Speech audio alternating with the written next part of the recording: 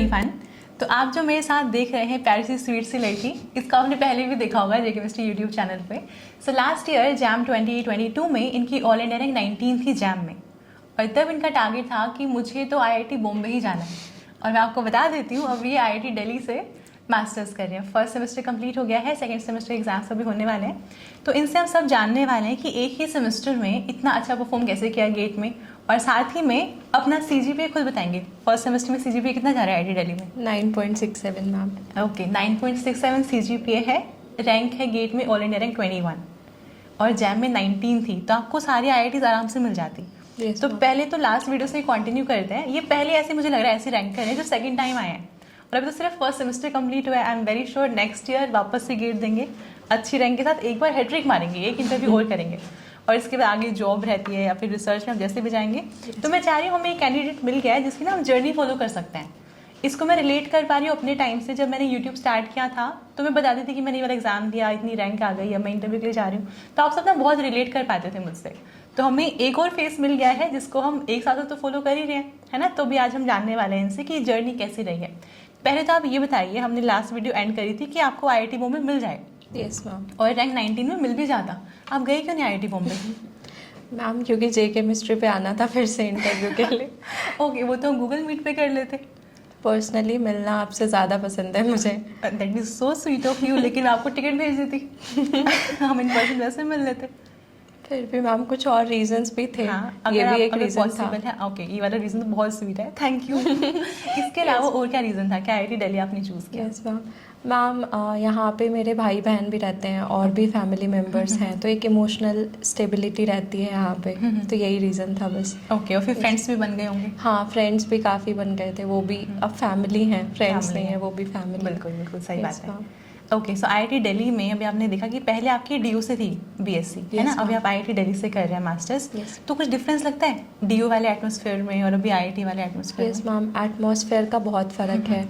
वहाँ पे एटमॉस्फेयर इतना कॉम्पिटिटिव नहीं था, आईआईटी में ज़्यादा कॉम्पिटिटिव है। और हमेशा जैसे डीयू में मुझे याद है जब एग्ज़ाम्स आते थे तो एक महीने पढ़ते थे हम, 10 इयर्स रट 10 लिया years से हो पढ़ते गया। थे, हाँ जी, हाँ जी। बट यहाँ पे पूरे सेमेस्टर ही वैसा एटमॉस्फेयर रहता है कि करना है। एक भी दिन ऐसा नहीं जाता जब हम बिना पढ़े सो जाएं, ऐसे Okay, नींद ही नहीं okay, आएगी। okay. तो ये है कि काफ़ी चीज़ें सीखते हैं। वो जो है वहाँ पे कॉम्पिटिटिव एटमॉस्फेयर वो फोर्स करता है कि पढ़ना ही है। ओके, तो ये है, और करियर इंटरेस्ट भी पता चलता है कि हम क्या करना चाहते हैं आगे। तो यहाँ पे आके मैं काफ़ी सॉर्टेड हो गई हूँ चीज़ों को लेके कि मैं क्या करना चाहती हूँ, और अच्छा है सब कुछ। आप जो भी करना चाहते हो, एक अच्छा एक्सपोजर है, अलग अलग टाइप के लोग मिलते हैं, तो सबसे मिलके हमें अपना पता लगता है कि हम क्या कर सकते हैं अच्छे से। तो ये है मैम। अच्छा मुझे एक बात बताइए, ऑनेस्टली बताना, क्योंकि Yes, जितने ma'am. स्टूडेंट्स हैं वो बीएससी वाले भी आपसे इंस्पायर होने वाले हैं ना, मास्टर्स वाले भी देख रहे हैं। Yes, ma'am. कभी ऐसा लगता है लाइफ में कि मास्टर्स नहीं करनी चाहिए थी, गलत ले लिया? यस मैम, ऐसा लगता है? लगता है। ओके, तो आप में से जो स्टूडेंट्स देख रहे हैं उनको लगता है कि गलत जगह पे आ गए हैं, तो ऐसा सबको लगता है। जो अच्छा परफॉर्म कर रहे हैं लाइफ में, अच्छे रैंक्स निकाल रहे हैं एग्जाम्स में, उनके मन में भी डाउट आता है कि शायद कुछ और कर लेते। Yes, ma'am. है ना। तो ऐसा अभी कोई फेज आया ऐसा लाइफ में लगा कि शायद एमएससी नहीं करनी चाहिए थी? यस मैम, एमएससी में हमें थ्योरेटिकल नॉलेज तो होनी ही चाहिए, हाँ जी। साथ में आपका प्रैक्टिकल हैंड भी काफ़ी अच्छा होना चाहिए। तो मैं ऐसे पर्सनली लैब में कभी कभी फील करती हूँ कि जब हम कोई एक्सपेरिमेंट कर रहे हैं तो ये मतलब यही प्रोसीजर क्यों है, कुछ और क्यों नहीं हो सकता, या फिर मैं कुछ नया सोच क्यों नहीं पा रही। ऐसा लगता है माइंड ब्लॉक्ड है, कुछ नया सोच नहीं पा रहे। तो फिर मुझे प्रैक्टिकल में ही फील हुआ है ये। तो हम एक टाइम पे हर चीज़ में अच्छे नहीं हो सकते। अगर आप नेट गेट पे फोकस कर रहे हो तो ऐसा हो सकता है कभी कि आप प्रैक्टिकल्स में इतने अच्छे ना हो, आपको फील हो गया आपके क्लासमेट्स आपसे ज़्यादा अच्छे हैं, तो उस टाइम पे एक्सेप्ट करना पड़ता है कि हम एक टाइम पे सारी चीज़ों में अच्छे नहीं हो सकते। तो इतना अच्छा सीजीपीए है, Yes, है ना, तो इससे समझ में आ रहा है कि आपने सेमेस्टर एग्जाम्स में बहुत मेहनत करी है।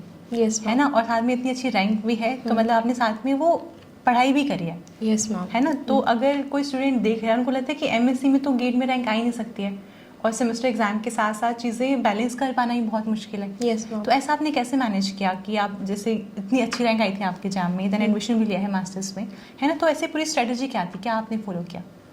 मैम लास्ट ईयर ही मुझे पता था, जब मैंने लास्ट ईयर भी गेट दिया था तो मेरी रैंक 257 थी। हाँ जी। तभी मुझे पता था कि इस रैंक को इम्प्रूव तो करना है, और उसके लिए अगर हम ऐसे गैप ले लें 5-6 महीने का, फिर सब कुछ दोबारा से स्टार्ट करना काफ़ी टफ होता है।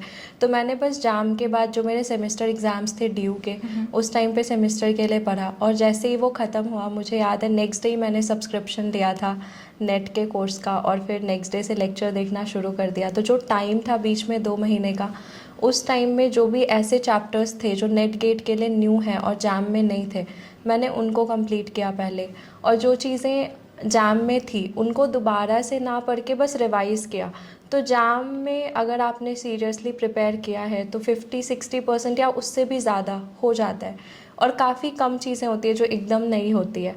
तो फिर मैंने ऐसे मैनेज किया कि बार बार सेम टॉपिक को पढ़ने से अच्छा है कि नए टॉपिक को कर ले। और फिर जब एक बार सेमेस्टर शुरू हो जाता है तो इतना टाइम नहीं मिलता कि आप लेक्चर्स देख पाओ। तो यही कोशिश करनी चाहिए कि सेमेस्टर शुरू होने से पहले आप नए टॉपिक्स के नोट्स बना लो एटलीस्ट, और जाम के तो ऑलरेडी हैं ही, उसके बाद काफ़ी इजीली मैनेज हो जाता है सब कुछ। फिर क्लासेस से टाइम निकाल के बस रिवाइज करना है, क्वेश्चंस करने होते हैं बस। ओके, सो यहाँ से हमें एक लर्निंग मिल जो कि बहुत इंपॉर्टेंट है। जनरली स्टूडेंट्स ये करते हैं कि बीएससी कंप्लीट हो गई तो जब तक बीएससी फाइनल ईयर में है तब तक टेंशन होती है कि एग्जाम देना है और एडमिशन मिलना है, मतलब एक बार मिल जाए आईआईटी मिल जाए या फिर जैसे डीयू बीएचयू या फिर कोई और यूनिवर्सिटी मिल जाए। उसके बाद हम सोचते हैं तो एडमिशन हो ही गया है मास्टर्स में, है ना, तो फर्स्ट सेमेस्टर चिल कर लेते हैं, सेकंड सेमेस्टर में सोचेंगे क्या करना है, फाइनल ईयर में पढ़ लेंगे, है ना। इससे बस होता है ये है कि आप चिल तो कर लेते हैं फर्स्ट सेमेस्टर में, है ना, मास्टर्स में पढ़ना भी स्टार्ट कर देते हैं, बट होता है कि मास्टर्स कंप्लीट हो जाती है और आपके पास जेआरएफ क्वालिफाई नहीं होता, गेट में रैंक नहीं होती है, फिर आप सोचते हैं कि हमें अब 1 साल का ड्रॉप लेना पड़ेगा। देन ड्रॉप लेना बहुत डिफरेंट चीज़ हो जाती है। मास्टर्स में आपसे कोई नहीं पूछेगा आप क्या कर रहे हैं, सबको फैमिली को पता होता है कि बच्चा एमएससी कर रहा है ना, आपके फ्रेंड्स को पता होता है एमएससी कर रहे हो, तो कोई पूछता नहीं है। बट मास्टर्स कंप्लीट होने के बाद क्वेश्चंस आते हैं, पेरेंट्स पूछते हैं कि भाई अब तो चलो मास्टर्स भी हो गया, आगे क्या करना है, रिलेटिव्स पूछते हैं, है ना, कि बच्चा क्या कर रहा है। तो ये वाली चीज़ें बाद में जाके ना फंसे, उससे बेटर है कि आप एमएससी के टाइम पे ही ट्राई करिए कि जेआरएफ गेट जो एग्जाम्स है ना अपने जो देने होते हैं हमें, उसको उसी में निकालिए। होगा ये कि हाँ 2 साल बहुत हेक्टिक जाएंगे, लेकिन पढ़ना तो है ही ना, 2 साल में निकाल जाओ। उसके बाद आपको एक्सपेरिमेंट करने का भी टाइम मिलेगा। Yes ma'am. कई बार ऐसा होता है कि हमने सोचा कि हम एक साल प्रिपेयर करेंगे, तब तक मन में शुरू हो गया कि यार गलत जगह पे आ गए, फिर आप स्विच भी नहीं कर सकते हो, है ना। बट अगर आप मास्टर्स में कर जाओ और कंसिस्टेंसी अगर मेंटेन करो, अब जैसे आसानी बहुत अच्छी चीज़ बोली है कि जैम के बाद भी जो टाइम मिला था बीच में, सेमेस्टर शुरू होने के बीच में, वहाँ पर उन्होंने नए चैप्टर्स कवर कर लिए, जैसे ग्रुप थियरी है जो जैम में नहीं है बट यहाँ पर आता है, है ना, स्टैटिस्टिकल थर्मो है, मोलिकुलर स्पेक्ट्रोस्कोपी अच्छे लेवल का आता है गेट में, क्वांटम है जो कि अच्छा लेवल का पूछता है, ऑर्गेनिक में भी बहुत सारे टॉपिक्स ऐड हो जाते हैं, है ना, ओएमसी वहाँ पे बहुत बेसिक पूछता है, जैम में यहाँ पे अच्छा खासा ओएमसी पूछता है। तो ये वाले चैप्टर्स अगर आप बीच में कवर कर जाएँ और एक बार नोट्स बन जाए, फिर तो रिवाइज करना है, क्योंकि ऑब्वियसली रिविजन में और क्वेश्चन सॉल्व करने में इतना टाइम नहीं लगता है, है ना। तो ये तो बहुत ही अच्छी स्ट्रेटजी है। इसके अलावा आप सपोज करिए कि आपको किसी को गाइड करना है कि कैसे पढ़ाई करनी चाहिए, ये तो कंसिस्टेंसी तुमने मेंटेन करी, ये तो अच्छी चीज़ है। इसके अलावा एक तो आपने वही बोला कि बीच में माइंडसेट चेंज भी होता है कि हर कोई हर जगह पे परफेक्ट नहीं हो सकता, तो आपको कभी ऐसे डिमोटिवेटिंग लगे कि मैं लैब में अच्छा नहीं कर पा रहा हूँ, या फिर लैब में तो अच्छा जा रहा है, सेमेस्टर एग्जाम में अच्छा हो रहा है बट मैं प्रिपेयर नहीं कर पा रहा हूँ, तो फिर इन चीज़ों को हैंडल कैसे किया आपने उस टाइम पे? मैम हमेशा से, मतलब मैंने कॉम्पिटिटिव एग्ज़ाम को अपना एक सोर्स ऑफ मोटिवेशन रखा है हमेशा से। मेरे को था फर्स्ट सेमेस्टर में मैं श्योर नहीं थी कि मेरी सीजीपीए आ पाएगी, तो मैं गेट के लिए पढ़ती थी वैसे सिचुएशन में कि मेरे पास अगर सीजीपीए नहीं होगी तो यहाँ तो मैं अच्छा कर सकती हूँ। तो कभी भी किसी एक चीज़ पर डिपेंडेंट नहीं होना चाहिए कि मैं सिर्फ कॉलेज में ही अच्छा करूं। अगर आप 2-3 चीज़ों में ट्राई करोगे तो कहीं ना कहीं आप बहुत अच्छा करोगे, और वो एक सोर्स ऑफ मोटिवेशन हो जाता है, उससे कॉन्फिडेंस बूस्ट होता है, और कॉन्फिडेंस बहुत इंपॉर्टेंट रोल प्ले करती है। मैंने बहुत स्टूडेंट्स को देखा है जो अपने एकदम डाउन फेज़ में चले जाते हैं और फिर वो उससे ही निकल नहीं पाते, काफ़ी महीने बस उस फेज़ में वेस्ट हो जाते हैं। तो इसलिए कॉन्फिडेंस इम्पॉर्टेंट है, और अगर आप 2-3 चीज़ों के लिए ट्राई करोगे एट द सेम टाइम तो आप कॉन्फिडेंट रहोगे ही। और सबसे इंपॉर्टेंट चीज़ है तो केमिस्ट्री ही। Yes ma'am. चाहे उसको हम सेमेस्टर एग्जाम्स में पढ़े, चाहे हम कॉम्पिटिटिव एग्जाम्स में पढ़े तो वही रहे। Yes ma'am. अब जो ओएमसी है वो आपके सिलेबस में भी होगा, यस है ना, वो हम एग्जाम में भी पूछ रहे हैं। तो आपने इसको रिलेट कैसे किया कि क्योंकि देखो चीज़ें थोड़ी सी अलग होती हैं, सेमेस्टर एग्जाम में आपको थोड़ा सा और अलग से पढ़ना पड़ता है ना, कॉम्पिटिटिव एग्जाम्स में मेरे पास टारगेट होता है ये सिलेबस है इतना करना है, Yes. दोनों को साथ में मैनेज कैसे किया? मैम जैसे मैंने ग्रुप थ्योरी पहले कर ली थी सेमेस्टर शुरू होने से पहले, और वो हमारे सेमेस्टर के सिलेबस में था फर्स्ट सेमेस्टर में। तो फिर वो ऐसा था कि हमारे मेजर्स आने वाले थे और उसके कुछ टाइम पहले टीचर ने कराया ग्रुप थ्योरी, बट मैंने गेट के लिए पढ़ा हुआ था तो काफ़ी ईजी हो गया था। एटलीस्ट हमें ये पता होता है कि ये टॉपिक है, इसमें हम क्या सीखने वाले हैं, तो फिर हम रिलेट बहुत जल्दी कर पाते हैं। क्योंकि आईआईटीज़ में या किसी भी कॉलेज में, एमएससी में ऐसा होता है कि प्रोफेसर्स बहुत फास्ट पढ़ाते हैं, उस टाइम पे आप रिलेट नहीं कर पाओगे अगर वो टॉपिक आपके लिए पूरा ही नया है। तो उस टाइम पे आप फिर कोचिंग वालों के पास जाते हो, उस टाइम पे लेक्चर्स देखते हो, उससे अच्छा है कि पहले देख लो। तो फिर जब वो टॉपिक आएगा कॉलेज में तो एटलीस्ट आपको पता होगा कि चल क्या रहा है। और ये मैं मानती हूँ, मेरी सीजीपीए अच्छी आई तो इसमें मतलब मैंने गेट के लिए पढ़ा था, इसका बहुत बड़ा रोल है कि मुझे पता होता था कि इस चैप्टर में इतना आने वाला है और वो मुझे पहले से पता है। इनफैक्ट फर्स्ट सेमेस्टर में क्वेश्चंस भी गेट के जैसे ही आते थे, गेट नेट के जैसे ही आते थे। आईआईटी दिल्ली में तो ऐसा है कि क्वेश्चंस आते हैं कॉम्पिटिटिव एग्ज़ाम्स के जैसे, तो वो आपको सेमेस्टर में भी हेल्प कर रहा है और साथ में आपकी रैंक भी आ रही है।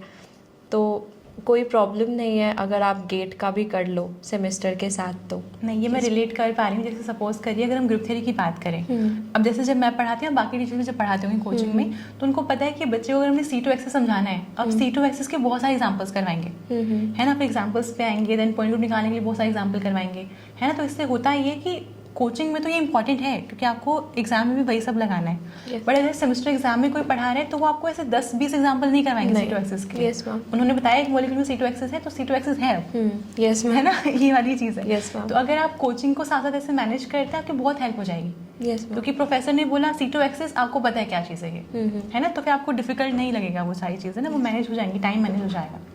और सेमेस्टर 4 महीने का होता है, उसमें पॉसिबल भी नहीं है कि आप सारी बुक्स पढ़ पाओ, इतना नहीं हो पाता। तो अगर आपको पहले से कुछ पता है तो एटलीस्ट जल्दी चीज़ें आप समझ पाओगे, ये बेनिफिट तो मिलता है। ओके, अभी ना जो मैंने रैंक 6 का इंटरव्यू किया था, उनसे मैंने पूछा था कि सबको लगता है टॉपर्स क्या खाते हैं, कैसे क्या करते हैं, आप बताएं आप क्या खाते हैं।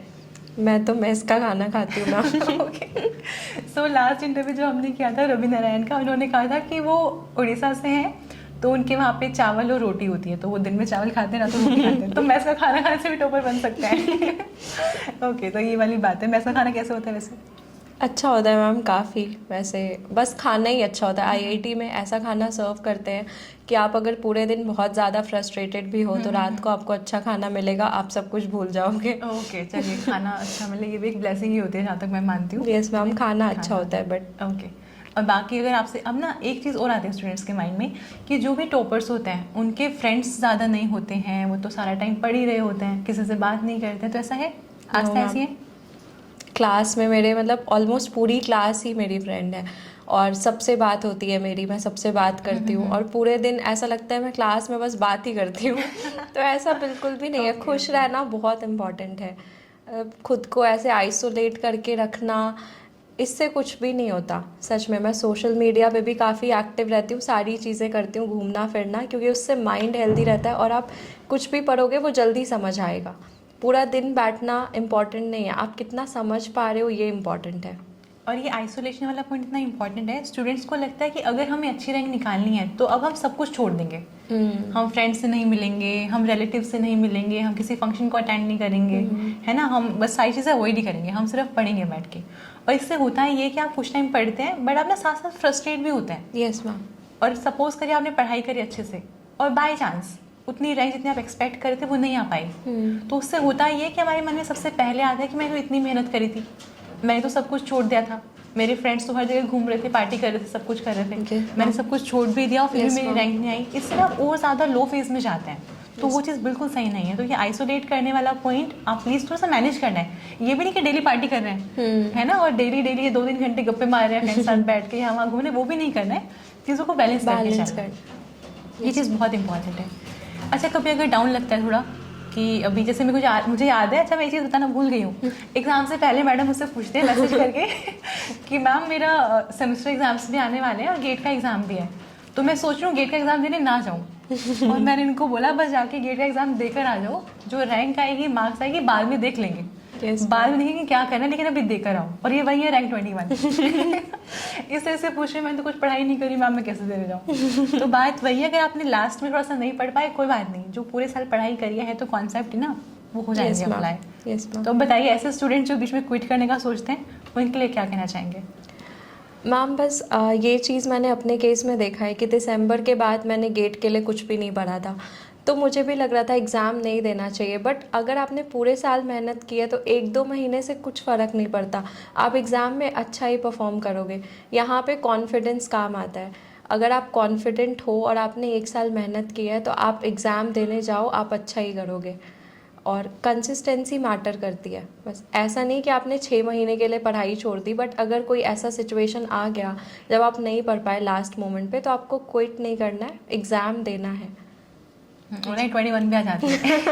और मुझे बोल रही है कि नहीं मैम पेपर तो इजी आता है ना इस बार, इसलिए मेरा हो गया, वरना मैं नहीं पढ़ के गई थी। ऐसा हो ही नहीं सकता है, जब कॉन्सेप्ट क्लियर होता है तो चीज़ें हो जाती हैं। आपने इतनी टाइम मेहनत करी है, एग्जाम के लिए इतना अच्छे से पढ़ाई करी है, नेट गेट के प्रीवियस ईयर क्वेश्चन किए थे सारे, Yes, ma'am. बताओ उसके अलावा क्या चाहिए होता है? सिलेबस पूरा कंप्लीट है, प्रीवियस ईयर क्वेश्चंस कर चुके, test series test series ma'am दिए थे, कुछ टेस्ट नहीं दिए थे क्योंकि तब मेरे सेमेस्टर एग्ज़ाम्स भी आ रहे थे, बट मैंने कोशिश किया था जितना ज़्यादा हो पाए मैं उतना करूँगी।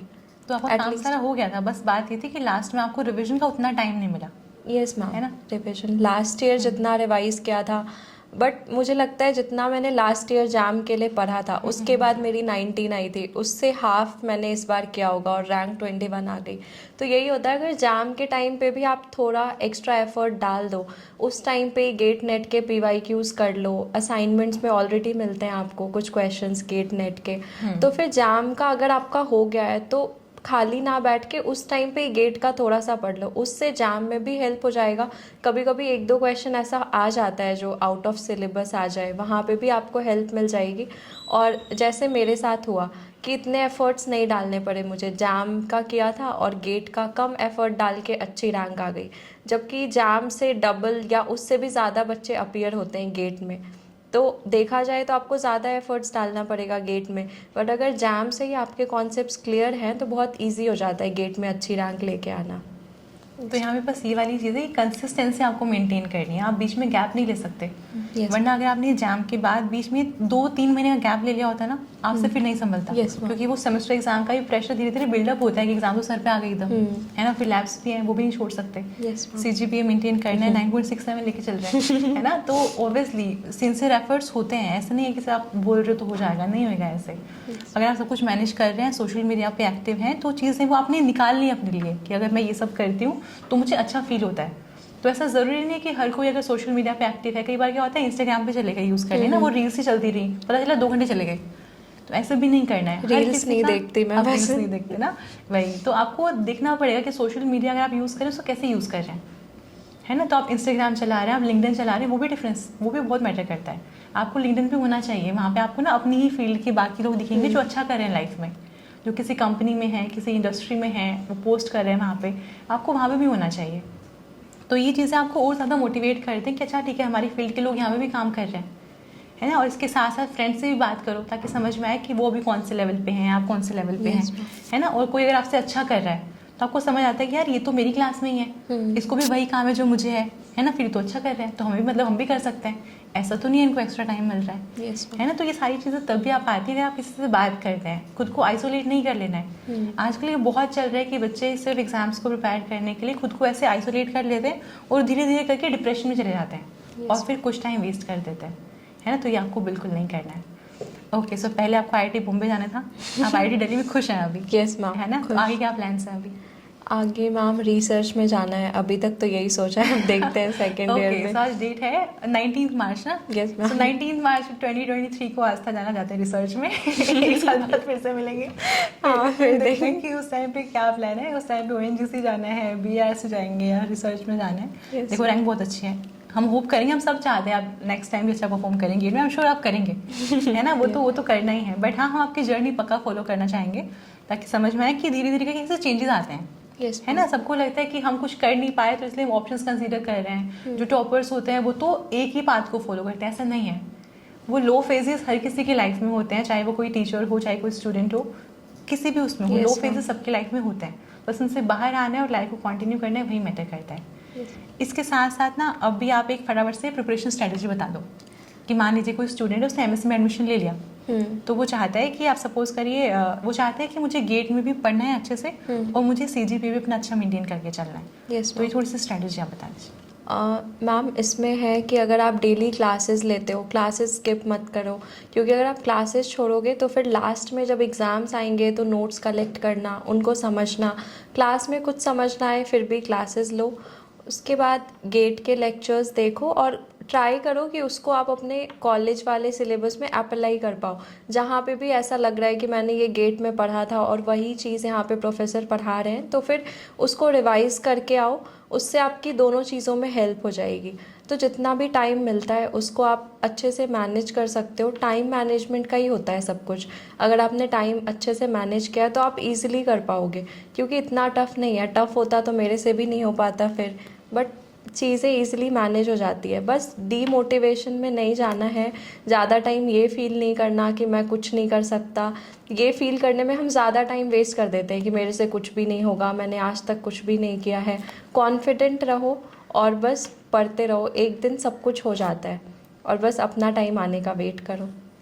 दैट इज सो अमेजिंग, अपना टाइम आने का वेट करो। अच्छा, मुझे एक क्वेश्चन और आया है। बहुत बार स्टूडेंट्स को लगता है, जैसे ना पता चल जाता है कमेंट्स से भी और वैसे भी, जैसे स्टूडेंट्स क्या करते हैं, बहुत सारे टेलीग्राम ग्रुप ज्वाइन कर लेंगे, फेसबुक ग्रुप पे होते हैं, तो उनको लगता है कि हमने एक प्लेटफॉर्म ज्वाइन किया हुआ है, उनको जानना है कि दूसरे वाले प्लेटफॉर्म पे क्या चल रहा है ना। उनको लगता है कि हमारे नोट शायद सफिशिएंट नहीं है, तो हमें देखना कि मेरा फ्रेंड क्या कर रहा है। ऐसा आपके साथ हुआ कभी? नो मैम, मैंने कोई सा भी चैनल ज्वाइन नहीं किया और कभी डाउट तो आया ही नहीं कि मैंने जो पढ़ा है वो कम है। क्योंकि ऐसा है कि अगर 65 क्वेश्चंस आए हैं तो सारे अटेम्प्ट नहीं करने हमें वहाँ पे। मैंने इस बार भी गेट में 10 क्वेश्चंस छोड़ दिए थे जो मुझे नहीं समझ आ रहा था कि मैंने पढ़ा है नहीं पढ़ा है। तो ऐसे क्वेश्चंस में दिमाग क्यों लगाना है जो आपने नहीं पढ़ा है। और जो भी कंटेंट आपको यहाँ पे मिलता है वो सफिशिएंट है, बस अप्लाई करना आना चाहिए और ये आप खुद ही कर सकते हो। तो फालतू का कंटेंट बढ़ाने से कुछ नहीं होगा। प्रैक्टिस करो, ज़्यादा से ज़्यादा क्वेश्चंस प्रैक्टिस करो, सेम असाइनमेंट बार बार सॉल्व करो, बट कंटेंट मत बढ़ाओ। जितना हम पढ़ रहे हैं वो सफिशिएंट है और इनमें से ही आता है पेपर। मैंने कुछ भी एक्स्ट्रा पढ़ा नहीं है। बुक्स भी मैं तब पढ़ती हूँ जब सेमेस्टर के लिए रिक्वायर्ड होता है। जाम गेट के लिए सफिशिएंट है इतना। ओके, तो अभी आपने नेट नहीं दिया ना अभी? No ma'am. पता है नेट की स्टोरी क्या है मैडम की? कहते हैं कि मैम जब जाऊंगी तो रैंक ही लेकर आऊंगी। अब इनको था कि अभी इतनी प्रिपरेशन नहीं है कि अच्छे से क्वालिफाई कर पाएंगे। हालांकि मैं श्योर हूँ कि अगर एग्जाम देने गए होते JRF लेकर ही आते, क्योंकि प्रिपरेशन अच्छे लेवल की जैम में भी रही है और फिर कंसिस्टेंसी उन्होंने आगे भी पढ़ा है, गेट के लिए भी पढ़ाई करी है, तो JRF हो जाता। बट इनको था कि जब जाना है तो फिर रैंक ही लेकर आएंगे, इसलिए JRF नहीं दिया। अभी जून वाले दे रहे हैं? Yes ma'am. है ना, मुझे लग रहा है जुलाई में मिल लेंगे हम। अच्छी रैंक आएगी फिर से इनवाइट करेंगे, क्योंकि ना बहुत इंपॉर्टेंट है कि हम किसी एक बंदे को देख रहे हैं ओवर लाइफ में कैसे कैसे कर रहा है। Yes ma'am. तो ना वो कनेक्टिविटी मेंटेन होती है। हमें लगता है कि ठीक है, जैसा लो हम फील करते हैं वैसे टॉपर्स भी वैसे ही फील करते हैं। Yes, बस वही है, वो सिंसियर एफर्ट्स जो डेली बेसिस पे डल रहे हैं वो बहुत इंपॉर्टेंट है। वो सब नहीं डाल पाते, सिर्फ यही डिफरेंस होता है। हम 2 दिन पढ़ते हैं, 3rd दिन नहीं पढ़ पाते हैं। हाँ। तो ये चीज़ें हो जाती हैं कई बार। कुछ और बताना है सबको? और तो मैम आप कुछ क्वेश्चन पूछ लो। और फिर हम इसके अलावा, अच्छा अगर मैं आपसे पूछूं कि आपका डेली का रूटीन कैसे रहता है, आपका जो स्केड्यूल है ना, वो क्या रहता है पूरे दिन का? अभी तो मैम डेली 8 AM क्लासेस होती हैं। ओके। तो 12 तक क्लासेस होती हैं, फिर लैब अगर है तो 1 to 5 लैब लेने के बाद फिर आके अपना कॉलेज का नोट्स जो रिवाइज़ करना है वो किया। मेरा ऐसे रहता है कि मैं जब एग्ज़ाम्स आते हैं कॉलेज के तो उसके 10 दिन पहले से पढ़ती हूँ कॉलेज का। बाकी टाइम मैं ट्राई करती हूँ कि इधर लेक्चर्स देखना, नोट्स रिवाइज़ करना जो भी है वो कर लूँ, क्योंकि कॉलेज का हो जाता है। माइनर्स होते हैं, मेजर्स होते हैं, तो 15-20 दिन में वो हो जाता है। तो मैं बाकी का टाइम गेट नेट को देती हूँ और वो 10-15 दिन कॉलेज को देती हूँ। यहाँ पे ना मुझे सिर्फ एक बार रोकना है आपको। आपने बोला कि मैं आने के बाद 5 बजे के बाद अपने नोट्स रिवाइज कर लेती हूँ कॉलेज वाले। Yes, ma'am. तो ये वाला पॉइंट है। बहुत सारे स्टूडेंट्स क्या करते हैं कि कॉलेज हो गया, अब ये तो है नहीं कि कल जाके टीचर सुनेंगे कि तुमने क्या पढ़ा है, क्या रिवाइज। Yes, स्कूल वाला सीन तो है नहीं। Yes, ma'am. खुद से ही करना है सब कुछ। तो हम सोचते हैं कि बाद में देखेंगे, नोट्स तो बन गए बाद में देखेंगे। तो वही नहीं करना। अगर आप कॉलेज का डेली आगे बार रिवाइज कर लेना, आपको पता रहेगा आपके नोट्स में आपने क्या क्या लिखा हुआ है कॉलेज वाले नोट्स में। उनको वापस से पढ़ने में फिर टाइम ही लगेगा, इसलिए आप लास्ट में 10 दिन में मैनेज कर जाओगे।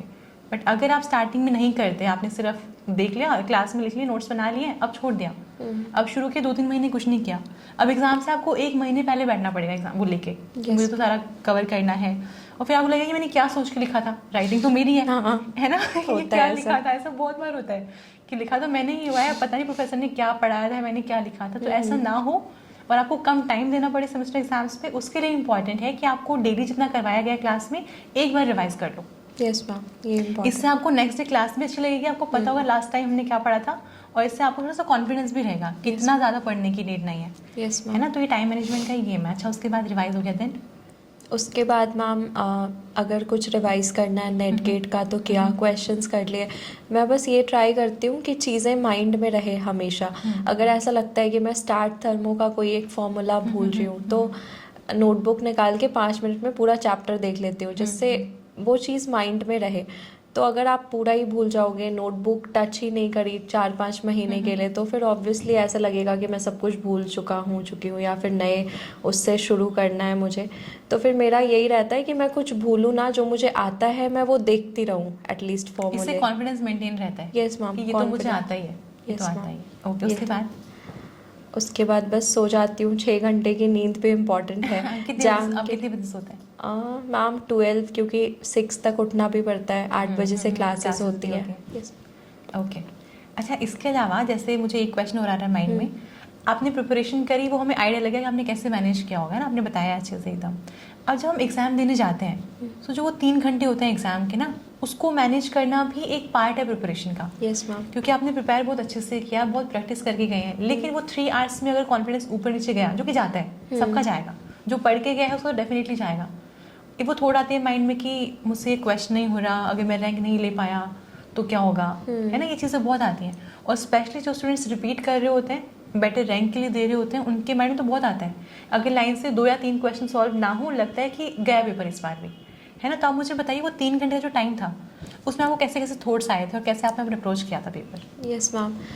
सबसे पहले तो एप्टीट्यूड पोर्शन थोड़ा मेरा कॉन्फिडेंस बूस्ट कर देता है। अगर आपको एप्टीट्यूड के क्वेश्चंस आते हैं तो ऐसा लगता है कि 12-13 मार्क्स मेरे ऑलरेडी बन गए हैं, तो फिर वहाँ से आप कॉन्फिडेंस ले सकते हो। इसके लिए इम्पॉर्टेंट है कि आप एप्टीट्यूड थोड़ा देख के जाओ, एटलीस्ट PYQs देख लो, वो कर लो। PYQs वैसे ही आते हैं, सेम टाइप के क्वेश्चंस हर ईयर रिपीट होते हैं। उसके बाद केमिस्ट्री में अगर मैं अपना बताऊं तो जब मैंने स्टार्ट किया पेपर करना तो मेरे में सबसे पहले ऑर्गेनिक के क्वेश्चंस आ रहे थे जो मुझे नहीं आते थे। मैं रिएजेंट्स देख के सोच नहीं पा रही थी कि करना क्या है यहाँ पे। तो उस क्योंकि आपको टाइम वो रिविजन वाला गैप आ गया ना बीच में, हाँ, आपने दिसंबर के बाद ज़्यादा रिवाइज नहीं कर पाए थे मैम। तब तक। और ऑर्गेनिक केमिस्ट्री इस बार की टफ लगी मुझे, तो नहीं आ रहा था। फिर मैंने ये नहीं सोचा कि मेरे को 4-5 क्वेश्चंस नहीं आ रहे तो मतलब पेपर गया। फिर भी मैं कॉन्फिडेंट थी कि नहीं, कर लूँगी, इतना पढ़ा है तो कुछ तो करूँगी। तो ये इम्पॉर्टेंट है कि आप पूरा 65 नंबर क्वेश्चंस तक जाओ। पूरा क्वेश्चन देखना इम्पॉर्टेंट है। हो सकता है आगे सारे ऐसे क्वेश्चंस हो जो आपको आते हों। तो मेरे साथ यही हुआ कि मैंने पूरे सारे क्वेश्चंस अटेम्प्ट किए। फिर दोबारा जब मैं दोबारा से 1 नंबर से स्टार्ट किया कि जो क्वेश्चन फर्स्ट टाइम में नहीं हुए थे वो दोबारा से किया, फिर भी नहीं हुआ तो छोड़ दिया। बट वहाँ पे कभी भी डीमोटिवेट नहीं होना। एग्ज़ाम में कभी ये मत सोचना कि अगर मैंने 10 क्वेश्चन छोड़ दिए तो मेरी रैंक कैसे आएगी। उस टाइम पे बस अपना 100% दो, और कम अटेम्प्ट करके भी अच्छी रैंक आ जाती है। मैंने भी इस बार 10 क्वेश्चंस छोड़े थे, बट मैंने ये नहीं सोचा कि इनमें मैं कुछ भी कर देती हूँ, छोड़ दो आराम से। बस जितना किया है उन पे ध्यान दो कि कैलकुलेशन एरर ना हो, थोड़ा टाइम लगाओ, कैलकुलेटर अच्छे से यूज़ करो, बस ये इम्पॉर्टेंट है। ओके। अच्छा, एक लास्ट मैसेज उन वाले स्टूडेंट्स के लिए जो इस बार क्वालिफाई नहीं कर पाए, किसी रीज़न से क्वालिफाई नहीं कर पाए, या फिर अगर टॉप 100 टारगेट करे तो नहीं आ पाई, या फिर टॉप 50 टारगेट करे थे बाई चांस नहीं आ पाई रैंक, तो उनके लिए आप क्या मैसेज देना चाहेंगे? उनके लिए मैम ये है कि अगर रैंक नहीं आई तो इसका ये मतलब नहीं है कि आपको नॉलेज कम है।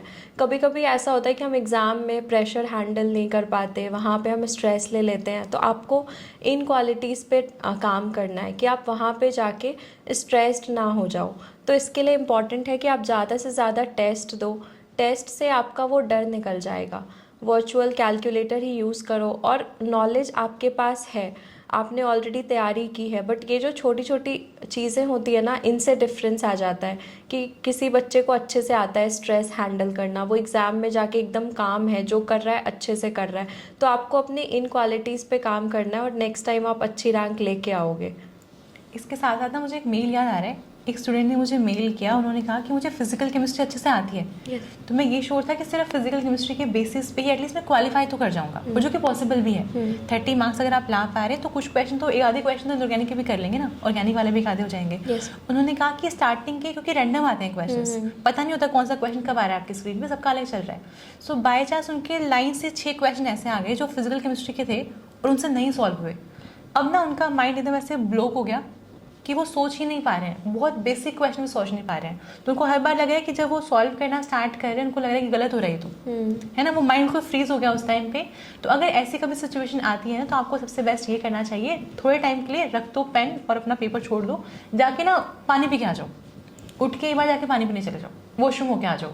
अगर कुछ और नहीं हो रहा, मना कर रहे हैं, आपको पानी पीने के लिए परमिशन नहीं मिल रहा है, बाय चांस किसी ने बोला कि नहीं थोड़ी देर वेट करो, वैसे ही वहाँ पे चुप करके बैठो, हेड डाउन करके बैठ जाओ, सिर्फ खुद को रिलैक्स करना है, वापस से स्टार्ट करना है। क्योंकि ये वाली चीज़ें होती हैं, आपका माइंड ना एक टाइम पे जाकर बिल्कुल फ्रीज हो जाता है, क्योंकि इतने सारे इमोशंस थॉट्स आ रहे होते हैं ना, फिर लगता है कि पेपर चला गया हाथ से, मैंने ये सोचा था वो नहीं हुआ है। तो ऐसे वाले केस में होता है ना, वो इनर्शिया ब्रेक करना होता है ना, बस वो करना है। तो आपको ये चीज़ें भी ध्यान रखनी है। तो जब पढ़ाई करना स्टार्ट कर रहे हैं तो आपको ये भी साथ में मैनेज करना है कि जब मुझे स्ट्रेस होगा तो मैं उसको कैसे हैंडल करूँगा, क्योंकि स्ट्रेस हैंडल करना भी आपकी रैंक का एक पार्ट है। Yes, ma'am. जो अच्छे से हैंडल कर जाता है वो अच्छा स्कोर भी करता है। सो स्टार्टिंग से ही आपको ऐसे मेथड्स अपने लिए निकालने हैं कि जिससे आपका स्ट्रेस थोड़ा रिलीज हो, Yes, ma'am. है ना। और किनसे आपको बात करके अच्छा लगता है उनसे बात करिए, आइसोलेट नहीं करना है खुद को, ठीक है। सो आज आपसे बात करके मुझे हमेशा ही अच्छा लगता है। आपसे ma'am, मिलके भी मुझे इतनी भी। प्यारी सी है, मिलके भी इतना अच्छा लगता है, और दोबारा मिल चुके हैं, Yes, ma'am. है ना। मैं पक्का शोरूम नेक्स्ट ईयर भी मिल जाए और आप सब भी देख पाएंगे कि अच्छा ठीक है, इनको हमने पहले भी देखा था 1 साल पहले, अभी भी देखा है और नेक्स्ट ईयर भी देखने वाले हैं। तो इनकी जर्नी तो हम पूरा फॉलो करने वाले हैं। आपसे बात करके बहुत अच्छा लगा, and I am very sure ये वाला इंटरव्यू काफ़ी लोगों के लिए मोटिवेटिंग भी रहेगा, है ना। तो ये वाली चीज़ भी है, नेक्स्ट ईयर आपसे मिलते हैं। Thank you for your time. Thank you so much, ma'am.